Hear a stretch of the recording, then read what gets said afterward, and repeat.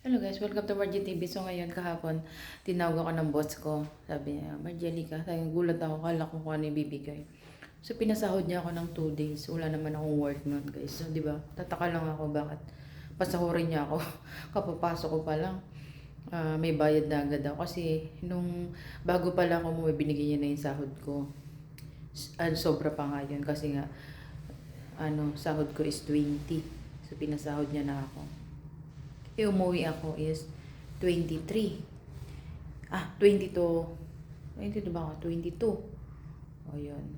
Ito pinasahod niya ako. Ayun siguro yung 20, 21. Oh, ayun nga pala yun guys. Ayun pala yun yung binigay niya sa akin. Pinasahod niya agad ako. Pinasahod niya ako. Tapos 19, January 19. Yung pinasahod ng January 19. Bumalik. Wala pa naman 19. Ano na ba ngayon? Bumalik ako rito, 22. Meron. Ito yung sabi niya sa akin, salary. Salary, 12.20 at saka 119. Bumalik ako rito, 20 nila. So, ba't ako binigyan niya ng salary, guys? Ayan. Si Lolo, nandiyan papunta na si Lolo.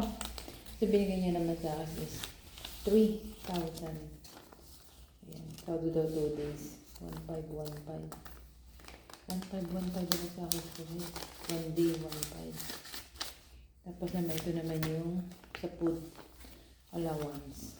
500. 250, 250. Ayun pala yung food allowance ko. 500. So, ito na nga. Meron na naman tayong first money of January. 3,500, o diba? Saan ka pa? Binigay yung sahod ko. Ano lang ako nun. Parang half day lang ako nun kasi 21. 21, umalis na ako ng bandang hapon. Mga 5, umalis na kami ng BF ko guys.